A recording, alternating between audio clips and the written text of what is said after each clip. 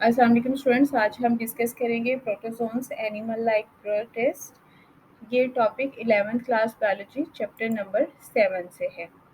Protozoans के next two groups को आज हम डिस्कस करेंगे, फोरामिनिफेरंस एंड एक्टिनोकोट्स, और नेक्स्ट ग्रुप है एपी कॉम्प्लेक्सेंस। इसके प्रीवियस 3 ग्रुप्स हम लास्ट लेक्चर में डिस्कस कर चुके हैं। सबसे पहले फोरामिनिफेरंस और एक्टिनोकोट्स की बात करते हैं।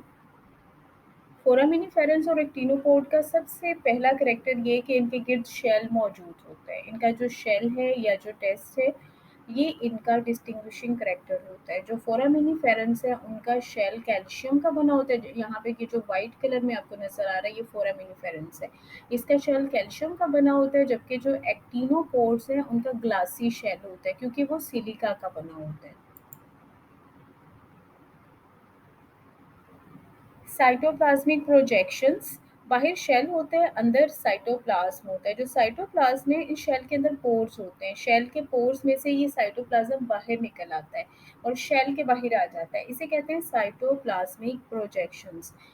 फोरामिनिफेरंस और एक्टिनोकोड का जो शेल है उसके अंदर पोर्स मौजूद है। पोर्स में से साइटोप्लाज्म बाहर निकल आता है, और जब ये बाहर निकल आता है साइटोप्लाज्म, तो इसे कहते हैं साइटोप्लाज्मिक प्रोजेक्शंस।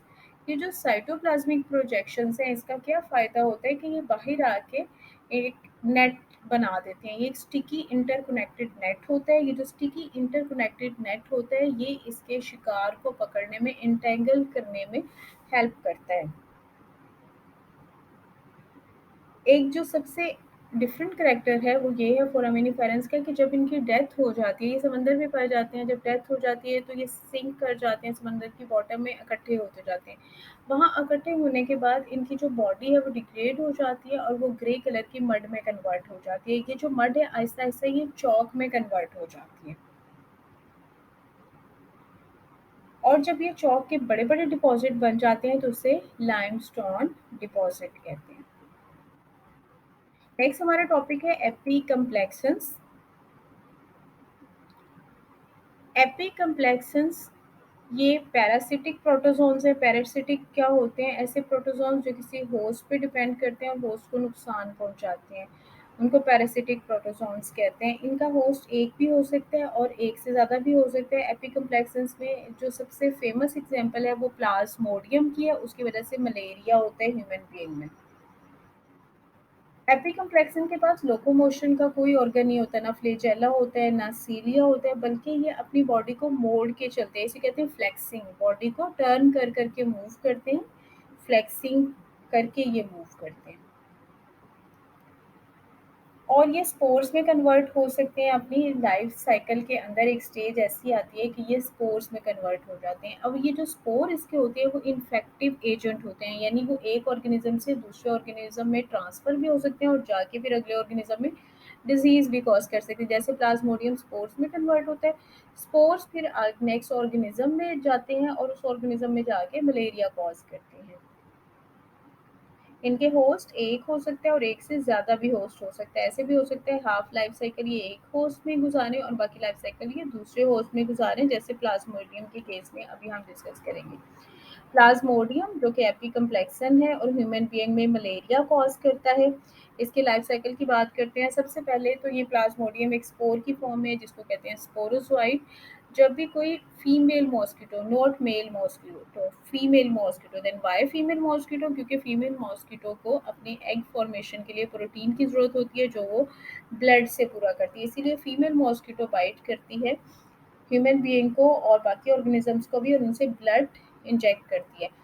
ये जो फीमेल मॉस्किटो है इसका नाम इनोफ्लीज मॉस्किटो है। इसके अंदर ये प्लाज्मोडियम के स्पोर्स पाए जाते हैं जिसका नाम स्पोरोजोइट है। सबसे पहले ये ह्यूमन बॉडी में एंटर कैसे होते हैं? जब भी ये इनोफ्लीज मॉस्किटो बाइट करती है तो अपनी बाइट के थ्रू, इसके स्लाइवरी ग्लैंड्स में ये मौजूद हैं और बाइट के थ्रू ये ब्लड के अंदर चले जाते हैं ह्यूमन बीइंग के।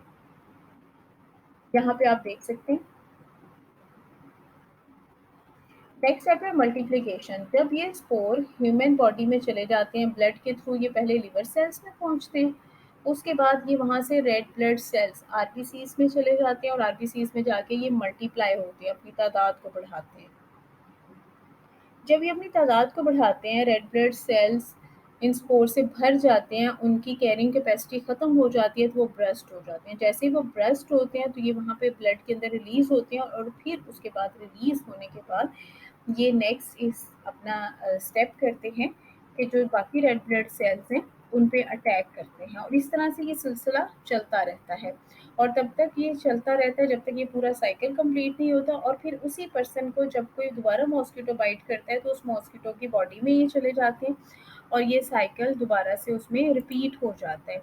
जैसे यहाँ पे आप देख सकते हैं, ये मॉस्किटो ने इंजेक्ट कर दिया, बाइट किया, बाइट के साथ इंजेक्ट कर दिया स्पोरोज़ोइट जो कि प्लाज्मोडियम का स्पोर है।